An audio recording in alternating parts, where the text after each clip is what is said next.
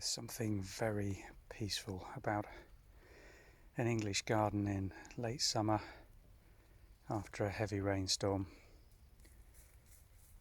It's very peaceful here over on the Norfolk Broads. Grey clouds in the distance, occasional rumble of thunder, but the wind's died right down and cows are making the most of the late summer grazing on the marshes. Lots in the gardens looking very end of season, late summer.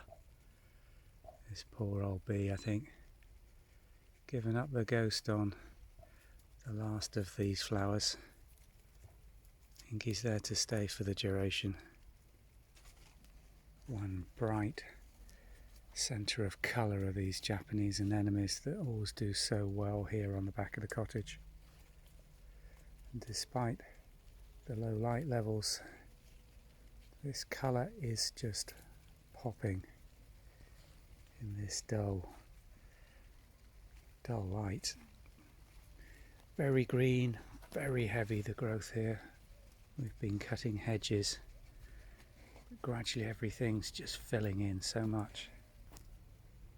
The hedgerows are absolutely full of bramble and nettles, forming fruit, but still flowering. One tree that's in fruit at the moment I'm going to show you, just in front of the old greenhouse. This large tree planted in the lawn is a white mulberry, which is currently in fruit. These are white mulberries. That's the ripe fruit body there. This tree is absolutely covered in them. You can pick and eat them. They don't really taste of very much, white mulberries. It's just a sort of sweet, fruity, fibrous explosion in your mouth. Nothing much to them, and certainly none of the fruitiness of a red or black mulberry. Vegetable gardens looking incredibly heavy. The asparagus weighted down, stems covered in little seeding bodies.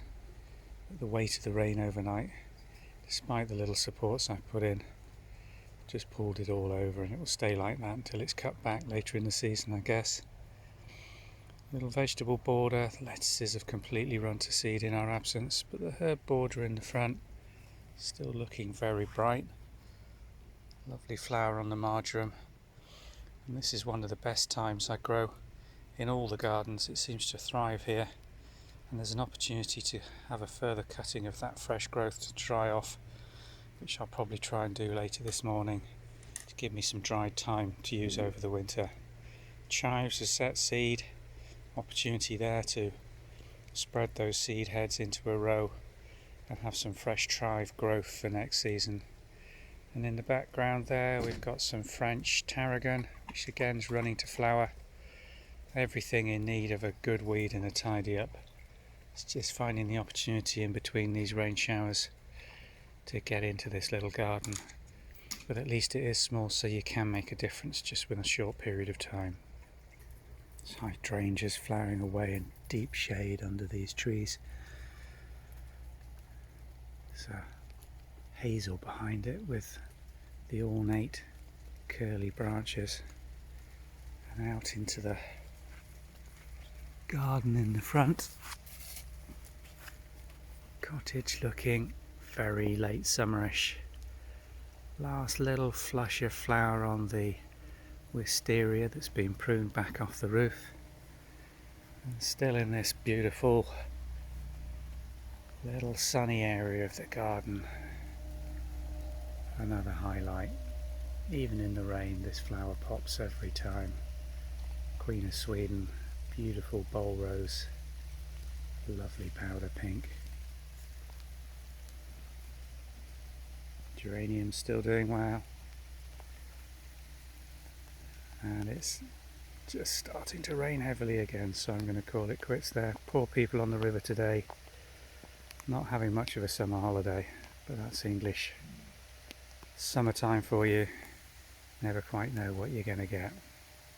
Come on boys, let's get in before we get absolutely soaked.